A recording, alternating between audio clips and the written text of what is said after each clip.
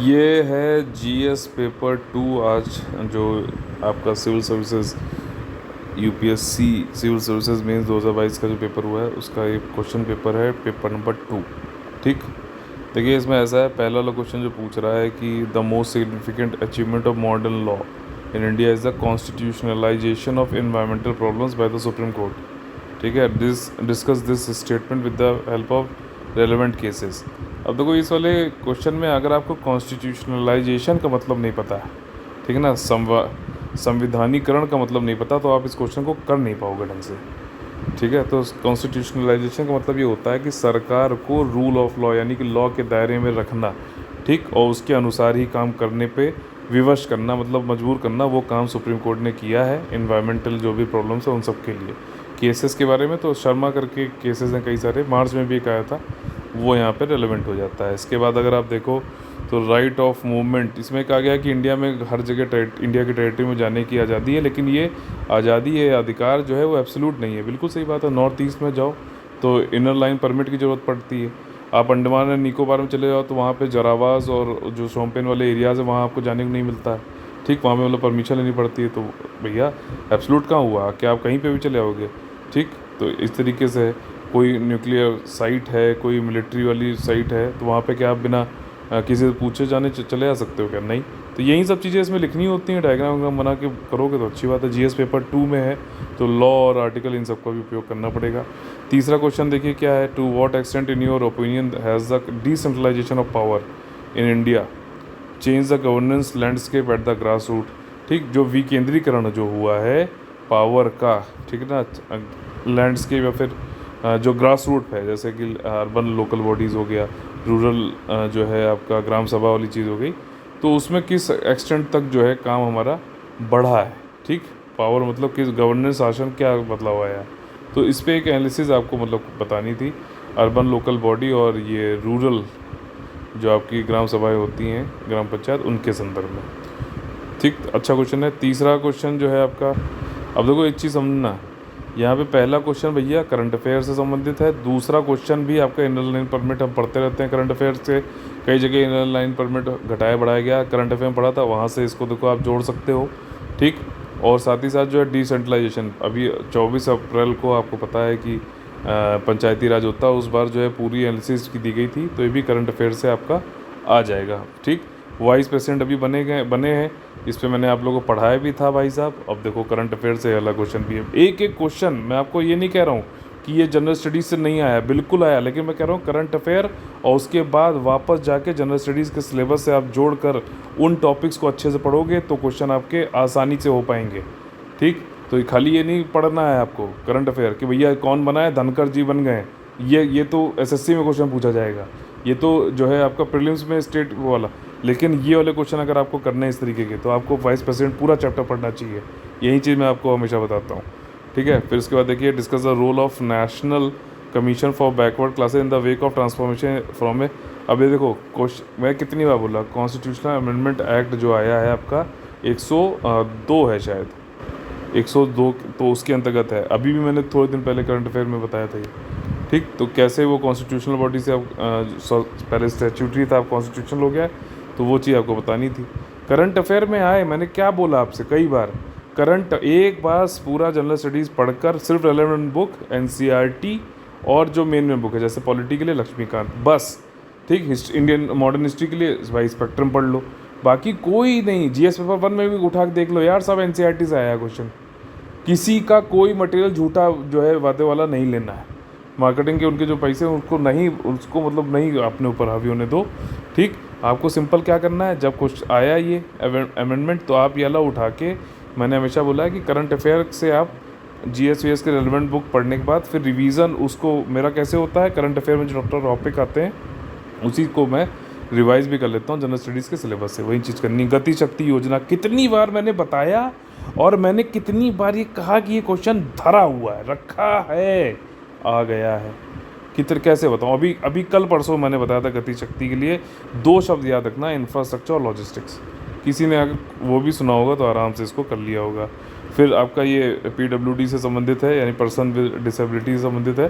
ठीक, इसमें क्या बोल रहा है कि the right of persons with disability act 2016 remains only a legal document without intense sensitization of government functionaries और सिटीजन रिगार्डिंग डिसेबिलिटी। अभी थोड़े दिन पहले ही मुझे लगता है 1 महीना नहीं हुआ जिसमें मैंने कहा था कि सुप्रीम कोर्ट ये कह रहा है कि आप सिर्फ जो है लेटर में नहीं बल्कि स्पिरिट में भी पर्सन्स विद डिसेबिलिटी के जो भी एक्ट है उसको अप्लाई इम्प्लीमेंट करो। अभी पढ़ाया था कि नहीं पढ़ाया था? तो ये कैसे नहीं आएगा आपका, ये बताओ कैसे आपको, कैसे क्या? कई लोग कहते हैं भैया पूरा आंसर लिख के दे दो, कैसे होगा यार? पढ़ना तो पड़ेगा ही।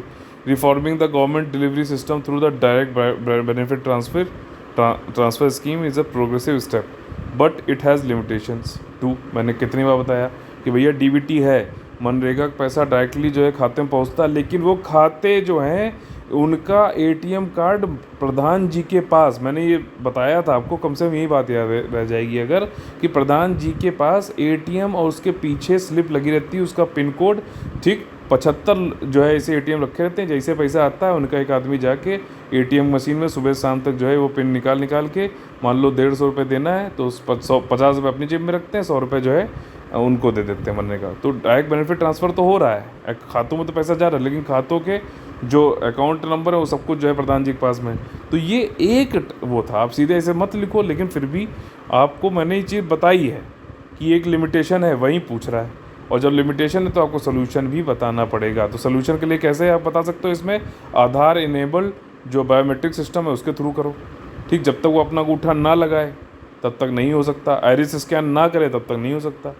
कैसे नहीं होगा क्वेश्चन? ये देखो भैया, India is an old friend of Sri Lanka. इसी प्रकार का मैंने आपसे अभी क्वेश्चन पूछा था।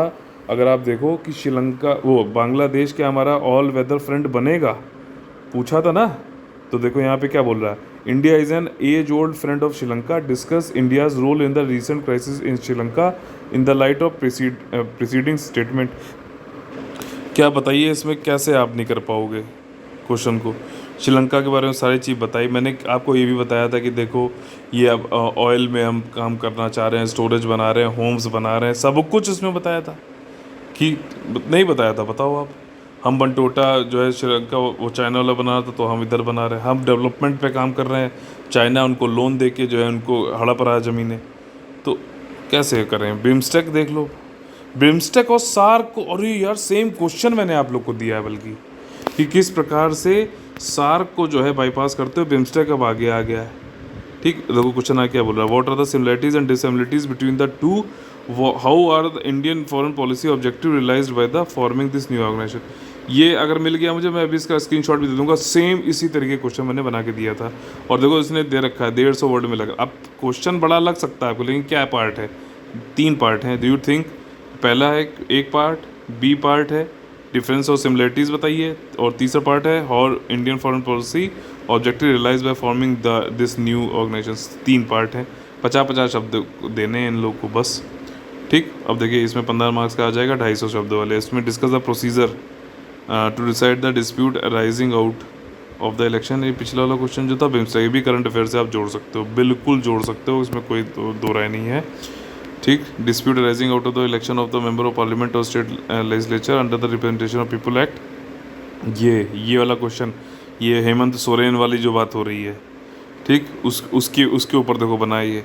और ये वाला क्वेश्चन क्या हमने नहीं कराया है क्या? बिल्कुल कराया है, ठीक। What are the grounds on which the election of any returned candidate may be declared void, why remedies available, what remedies available to the aggrieved party against the decision, refer to the case laws, ठीक है ना। Case law मतलब law भी आपको पता, law भी पता होने चाहिए, सुप्रीम कोर्ट के केसेस भी पता होने चाहिए। वाह, हेमंत सोरेन वाला अभी आरपीए का जो है सेक्शन वाइज मैंने आप लोग को पढ़ाया था। ये discuss the essential communities for essential condition for exercise of the legislative power by the governor, ठीक। Discuss the legality of the repromulgation, DC Wadhwa case कितनी बार बताया है बिहार में versus state of Bihar by the governor without placing them before the legislature, कितनी बार पढ़ाया है भाई।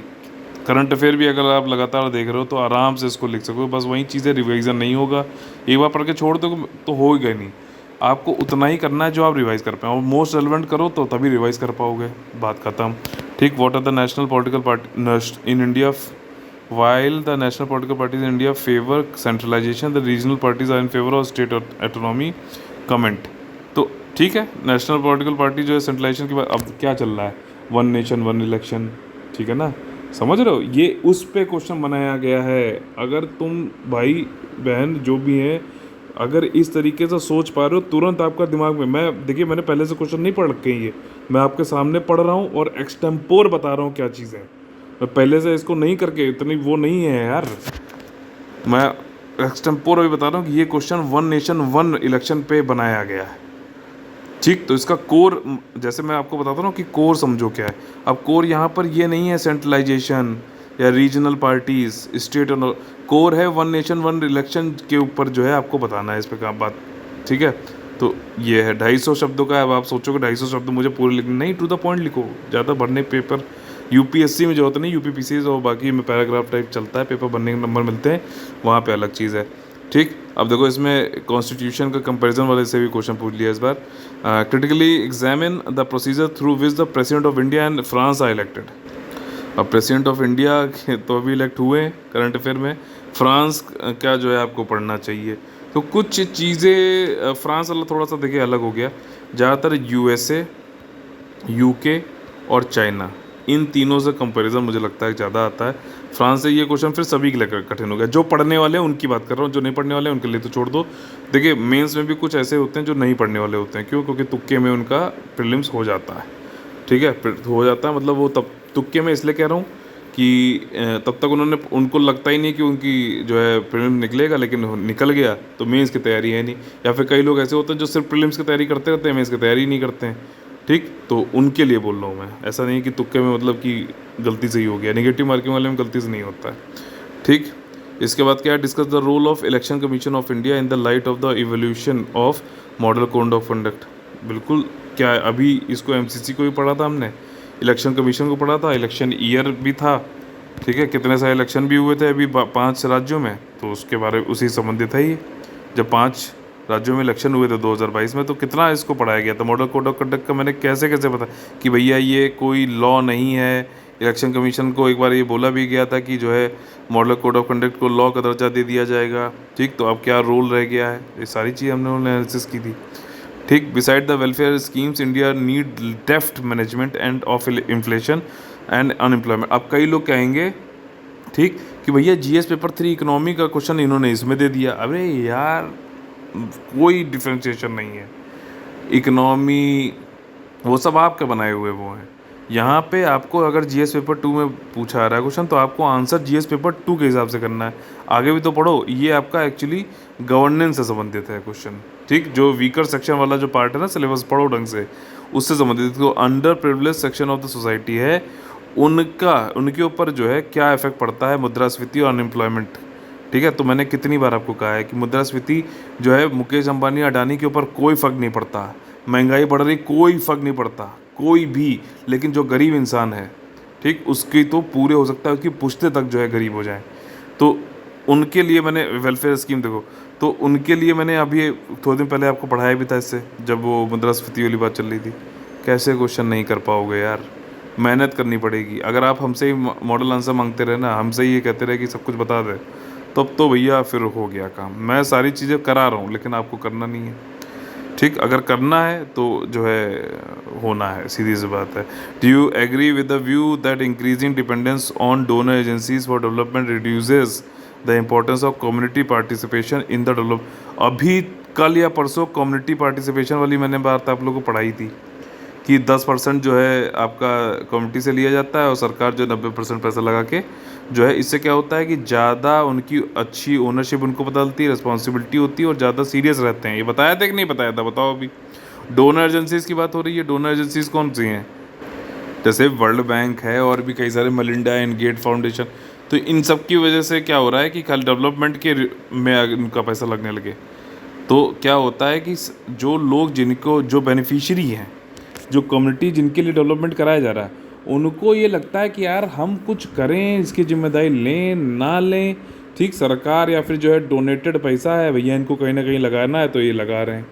ठीक, तभी के लिए जो है आप देखते हो ना कि जैसे कुछ होता है थोड़ी बहुत कि पब्लिक बसेस जला दी, पब्लिक जो एरियाज़ हैं वो सब तोड़ फोड़ कर दी, क्योंकि कम्युनिटी को लगता है कि हमें, उनको अपनी कोई जिम्मेदारी का एहसास ही नहीं है। और अभी मैंने कल परसों आपको ये चीज़ पढ़ाई थी, अब मैं नहीं कह रहा हूँ कि कल परसों वाला ही आ गया, मुझे हो सकता है कि 1-2 हफ्ते में पढ़ाई होगी, लेकिन ये है कि देखना चाहिए, रोज़ देखना चाहिए, नहीं तो जो है क्वेश्चन हो सकता है कि आपके आते हुए भी ना रह जाए। ठीक, हो सकता है मैंने इसको पहले बताया हो, रिवीजन करोगे तो ये याद रहेगा। Right of children to free and compulsory education act 2009 remains inadequate in promoting incentive based system for children's education without generating awareness about the importance of the schooling. ठीक, एनालिसिस एनसीईआरटी करिकुलम की नई बात कर रहा है ना लाने की। ठीक, as per the national education policy 2020 वाली, तो वो उसमें एक्चुअली में नेशनल एजुकेशन पॉलिसी 2020 वाली जो, उसने इंसेंटिव बेस्ड सिस्टम लाने की बात करी है। ये क्वेश्चन वहाँ से है। ठीक, इसमें अगर आपने पढ़ा है, ठीक, तो इसकी कमियाँ क्या है, अगर वो कमियाँ ही से पढ़ी होंगी तो नहीं हो पाएगा। जो इसमें अच्छाइयाँ नेशनल एजुकेशन पॉलिसी ने बताई हैं इंसेंटिव बेस्ड सिस्टम बनाने के लिए, इंसेंटिव मतलब ये है कि प्रोत्साहन रहे चिल्ड्रन को कि हमें भैया एजुकेशन में जानना है, हमें पढ़ना चाहिए, जब उनके अंदर अवेयरनेस होनी चाहिए, उनको पता होना चाहिए कि स्कूलिंग कितनी ज़्यादा जरूरी, तभी हो पाएगा ये चीज़। ठीक, तो ये उस एनालिसिस की बात करी गई तो आपको बताने पड़ेंगे प्रोज एंड कॉन्स दोनों। ठीक, और भैया ये देखो I2U2, ये क्वेश्चन हमने करंट अफेयर में पढ़ा है कि नहीं पढ़ा है? पढ़ा है कि नहीं पढ़ा है बताओ। India, Israel, UAE, USA grouping transform India's position in global politics, अभी इसको पढ़ाया था हम लोगों ने। ठीक है, इसके बाद क्या है, clean energy is the order of the day, describe briefly India changing policy towards climate change in various. Panchamrit कितनी बार बोला भैया, कितनी बार बोला पंच अमृत, करो करो करो करो, इंटरनेशनल सोलर अलायंस करो करो करो करो। ठीक, आएगा आंसर, क्यों नहीं आएगा, अगर करोगे तो आएगा। ठीक, जय हिंद।